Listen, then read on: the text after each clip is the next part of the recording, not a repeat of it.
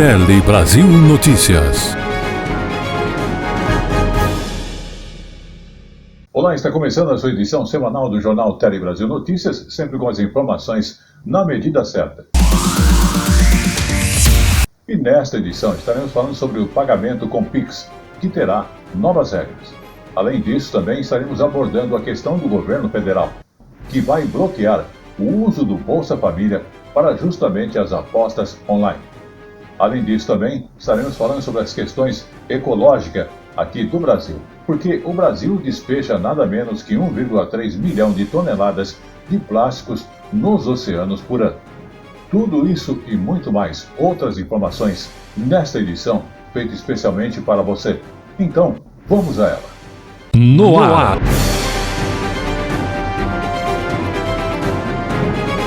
Tele Brasil Notícias. E começamos essa edição falando sobre o pagamento com Pix, que terá novas regras para evitar justamente a questão de golpes e fraudes, que acontece muito. Então, a partir do dia 1º de novembro, o Pix terá regras mais rígidas, inclusive com limite do valor de pagamentos em dispositivos que não são cadastrados. Isso porque o Banco Central justamente quer impedir fraudes e golpes no sistema de transações.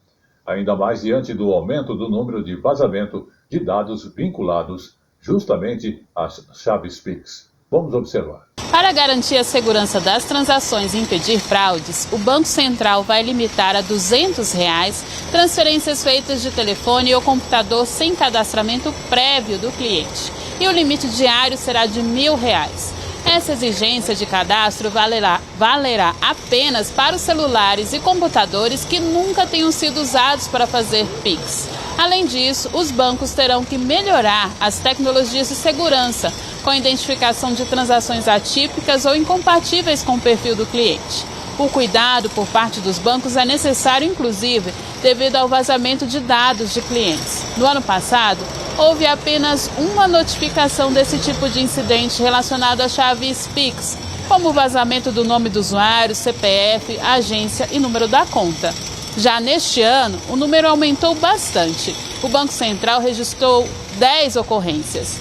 No total, foram vazados dados de quase 260 mil chaves Pix. O último caso foi no mês passado.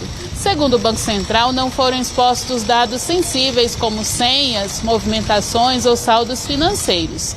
As informações obtidas foram de natureza cadastral e não permitem movimentação de recursos. Vamos agora falar então do trabalho infantil. 4,2% de menores exerce o trabalho que são de adultos. Então, o trabalho infantil registrou uma queda em 2023, segundo a pesquisa PNAD contínua, divulgada pelo IBGE. E é o menor nível, inclusive, desde 2016. Mesmo assim, 4,2% das nossas crianças ainda estão exercendo a função que caberia justamente a um adulto. Vamos observar. Estima-se que no ano passado havia 38.300.000 pessoas no Brasil com idade de 5 a 17 anos. Desse total, 1.607.000 estavam exercendo trabalho infantil, o que é proibido por lei. No ano passado, de acordo com a pesquisa, 26,7% das crianças e adolescentes de 5 a 17 anos estavam trabalhando no comércio ou oficinas mecânicas, 21,6% na agricultura e pecuária, 12,6% exercendo atividades de preparo de alimentação, 11% na indústria e 6,5% fazendo serviços domésticos, além de 21,6% exercendo outras atividades incompatíveis com a idade. Na distribuição por sexo, a pesquisa aponta que 63,8% das crianças e adolescentes exercendo trabalho infantil eram do sexo masculino e 36,2% do sexo feminino. Em relação à cor, 65,2% eram pretos e pardos e 33,8% brancos. Vamos falar agora de saúde, porque o auxílio-doença pode ser pedido em agências do Correio. Então, quem precisa dar entrada no pedido de benefício por incapacidade temporária, o auxílio-doença, agora pode fazer o requerimento em diversas agências dos Correios pelo país. Justamente com esta ampliação do serviço disponível online e em 1.600 agências do Instituto Nacional de Seguro Social, o INSS, deve atingir a 100 milhões de atendimentos mensais. Vamos observar. 2.600 agências dos Correios podem receber os pedidos de benefício por incapacidade temporária. A ampliação do programa Balcão Cidadão foi assinada nesta segunda-feira. Na agência, o funcionário digitaliza a documentação e insere diretamente no sistema de perícia médica do INSS o Ateste-Med. Também é possível ligar para a Central 135 e iniciar o requerimento, deixando para finalizar a solicitação nos Correios. Nesse caso, será dado um prazo de 5 dias para que a pessoa apresente os documentos exigidos. O benefício pode ser concedido só com a entrega da documentação, mas se for encontrado algum problema, o segurado será encaminhado para a perícia médica presencial. Ele também tem acesso a um outro serviço por meio dos Correios, que é o cumprimento de exigência. Isso acontece quando o Instituto pede complementação de documentos ou de informações. O auxílio-doença, com até 180 dias, é o principal benefício do INSS, representa quase 80% das concessões. Além das agências dos Correios, os beneficiários continuam podendo fazer o pedido pelo aplicativo ou site Meu INSS e pela Central 135. Vamos agora falar então de ecologia. Uma preocupação porque o Brasil despeja 1,3 milhão de toneladas de plásticos nos oceanos justamente por ano. E é o que mostra um estudo divulgado aí pela ONG Oceana. O dado é muito preocupante, já que também, segundo a própria ONU, a poluição de plásticos é a segunda maior ameaça ambiental do planeta, atrás apenas da emergência, que são aquelas emergências climáticas. Vamos observar. Imagina você indo a um restaurante e pedindo um peixe. O cardápio não diz, mas provavelmente você irá consumir microplástico. Estas partículas são encontradas em 9 das 10 espécies de peixes mais consumidos no mundo. Um relatório da ONG Oceana mostra que no Brasil, essa contaminação foi detectada também em 98% dos peixes da Amazônia analisados. Hoje em dia estão onipresentes, tanto no meio ambiente e hoje em dia também no nosso corpo. A ciência tem apontado cada vez mais novos estudos detectando microplástico em órgãos vitais do ser humano. Alguns produtos, como a roupa que é feita com poliéster ou a garrafa PET que a gente bebe, também soltam microplástico. Por ano, o Brasil despeja 1,3 milhão de toneladas desses resíduos no oceano. Isso é 8% de todo o plástico que chega aos mares e faz do país o 8º maior poluidor por plástico no mundo. O estuário de Santos, no litoral paulista, é um dos locais mais contaminados por microplásticos do mundo atualmente. Estuários são espelhos d'água que misturam a água de rios com a água salgada do mar. A maior parte das partículas de microplásticos encontradas em Santos eram fibras, fibras têxteis. Então, provavelmente, resultado do escoamento de esgoto doméstico que acaba, sem o devido tratamento, atingindo essa região costeira do país. E aí, óbvio, na medida em que as pessoas lavam roupas, as nossas roupas modernas, elas são majoritariamente feitas de plásticos, de polímeros plásticos. 85% das espécies marinhas que ingeriram plástico correm risco de extinção. Um impacto que o consumo tão comum do material no nosso dia a dia não revela. Evitar o lançamento desses materiais no ambiente, E óbvio que isso passa por educação das pessoas, mas passa muito mais por política pública de governança e por uma ação contundente sobre os fabricantes desses materiais que acabam gerando microplástico. Obviamente, essa é uma medida um tanto quanto amarga e que encontra alguma resistência por parte da indústria. E vamos agora então falar do Bolsa Família, que o governo federal vai bloquear o uso do Bolsa Família para apostas online. E essa proibição desse uso do cartão do Bolsa Família para o pagamento de apostas em jogos online, aquelas tradicionais, as bets, segundo o ministro do Desenvolvimento e Assistência Social, Wellington Dias, a maneira como isso será feita está inclusive em discussão neste exato momento. Vamos observar. O cartão do Bolsa Família para uso nas bets começou a ser discutido depois que o Banco Central divulgou um estudo mostrando que beneficiários do programa gastaram cerca de 5 bilhões de reais com o pagamento de apostas online apenas no mês de agosto. De acordo com o ministro Wellington Dias, a decisão já está tomada, faltando apenas detalhes técnicos para entrar em vigor. A ideia, segundo ele, é que o Bolsa Família siga a mesma regra adotada para os cartões de crédito, que tiveram o uso proibido para o pagamento de apostas. Além da proibição, o governo começou a desativar 2.030 empresas e sites que funcionam irregularmente. Muito bem, vamos falar de pressão alta na questão de saúde. É uma preocupação, né? Porque a pressão alta, ela acaba reduzindo a capacidade respiratória por causa justamente do enrijecimento dos brônquios. A conclusão é de um estudo feito por pesquisadores da Universidade Federal de São Paulo e publicada numa revista europeia de medicina respiratória. Cientistas avaliam 700 idosos hipertensos e vamos observar então esta avaliação e outros detalhes. Eram mais de 700 idosos, hipertensos e não hipertensos. Quanto mais enrijecidos estão os brônquios, mais difícil para o ar entrar e sair dos pulmões, e o que acelera o processo de envelhecimento e risco de doenças crônicas e até de câncer.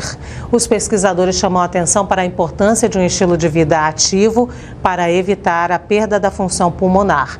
A pesquisa foi feita pelo Instituto de Ciência e Tecnologia da Unifesp em São José dos Campos e tem apoio da FAPESP. E chegou agora no Tele Brasil Notícias o nosso Momento Jurídico. Momento Jurídico aborda a questão que, sem autorização da convenção, vaga de garagem penhorada não pode ser vendida a não condôminos. Inclusive, é uma decisão da 4ª Turma do Superior Tribunal de Justiça que reafirmou o entendimento segundo o qual a regra que impede a venda de vaga de garagem para pessoas estranhas ao condomínio. Vamos observar mais detalhes desta informação. Sem autorização da convenção, vaga de garagem penhorada não pode ser vendida a quem não seja condômino. A decisão é da 4ª Turma do Superior Tribunal de Justiça. Quando o assunto é imóvel, logo pode vir à cabeça: casa, apartamento, chalé, sala comercial. Mas você sabia que vaga de garagem também pode fazer parte desse grupo? Essa advogada explica quais são as modalidades de vagas de garagem existentes no direito brasileiro e de que forma podem ser feitos o aluguel e venda desse tipo de bem. Existem 3 espécies de vaga de garagem, né, aí no direito brasileiro. Elas podem ser de uso comum, uso compartilhado, tá? Ou então de unidade autônoma, que são as espécies de vagas de garagem de condomínio, tá? Que tem matrícula própria, uma matrícula registrada, tá? Lá no registro de imóveis, e ainda as acessórias dessa unidade autônoma, né? Aquelas que têm uma extensão, uma complementação de espaço dessa unidade autônoma, que é a vaga de garagem de condomínio e que deve seguir aquilo que dispõe o Código Civil. Então é necessário que haja, claro, uma formalidade, um contrato, né? Com as previsões, seja da venda ou do aluguel. O caso analisado teve origem em ação de execução extrajudicial, ajuizada por uma instituição financeira que pediu a penhora de uma vaga de garagem com matrícula própria pertencente à devedora. A proprietária argumentou que a vaga seria impenhorável, uma vez que a convenção do edifício residencial proibia a venda a terceiros. O Juízo de Primeiro Grau e o Tribunal de Justiça de Santa Catarina entenderam que a restrição não se aplicaria no caso de execução judicial. No entanto, ressaltaram que os condôminos teriam preferência na compra. O relator do caso na 4ª Turma do STJ, ministro Antônio Carlos Ferreira, afirmou que a penhora de vaga de garagem associada a imóvel considerado bem de família é possível, conforme a súmula 449 do tribunal.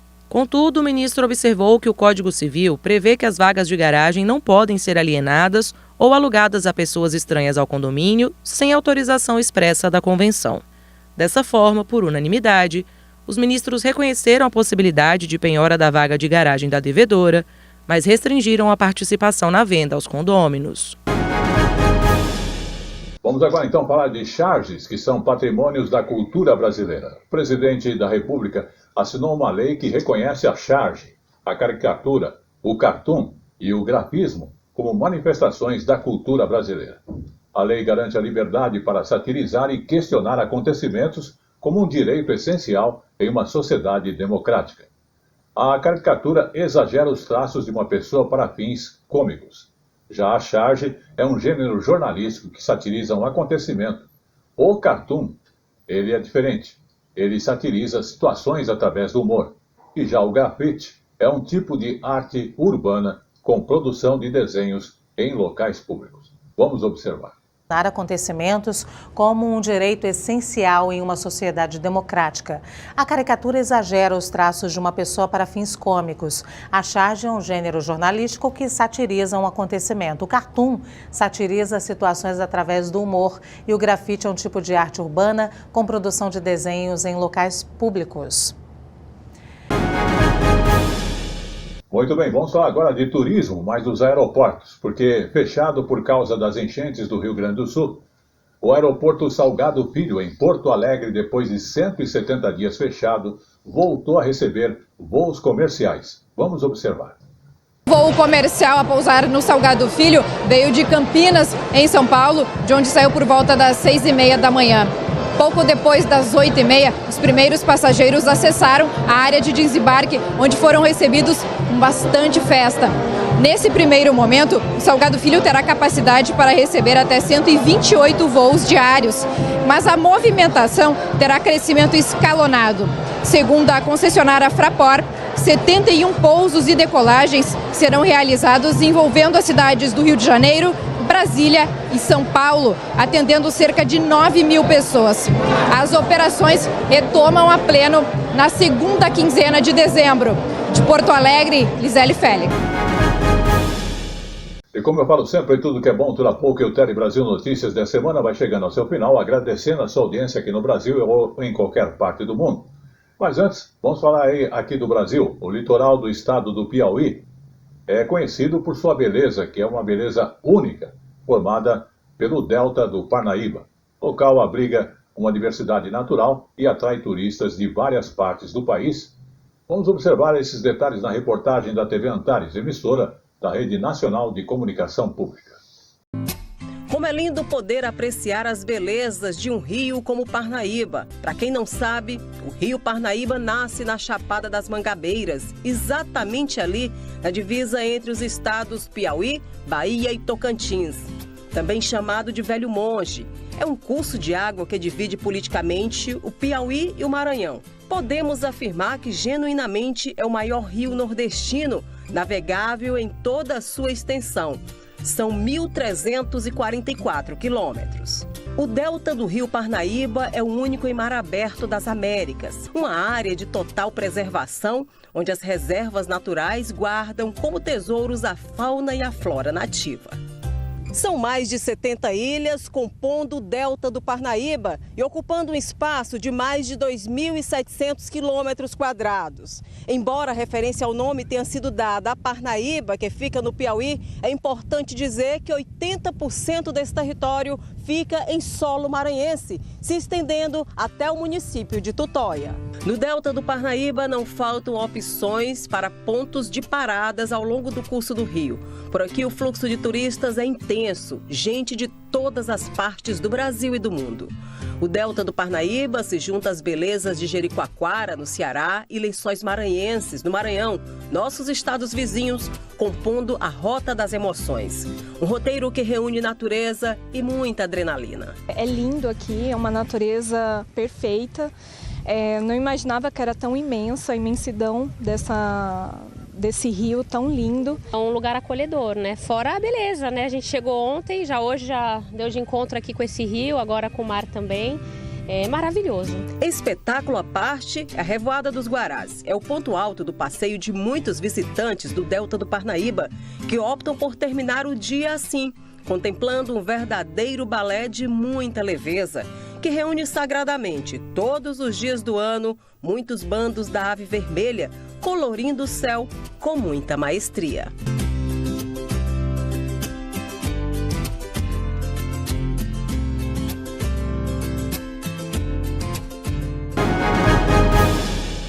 E esse foi o Tele Brasil Notícias da semana, que agradece a sua audiência, também o apoio técnico de toda a nossa equipe. E lembrando que você nos acompanha também através do Facebook, Jornal Tele Brasil Notícias, ou mesmo o Face A Hora da Notícia. Estaremos de volta então na semana que vem, agradecendo desde já mais uma vez a sua audiência e fique conosco que tem muito mais informação no Polícia em Ação e também aí para você no Tele Brasil Esporte no Ar. Até lá!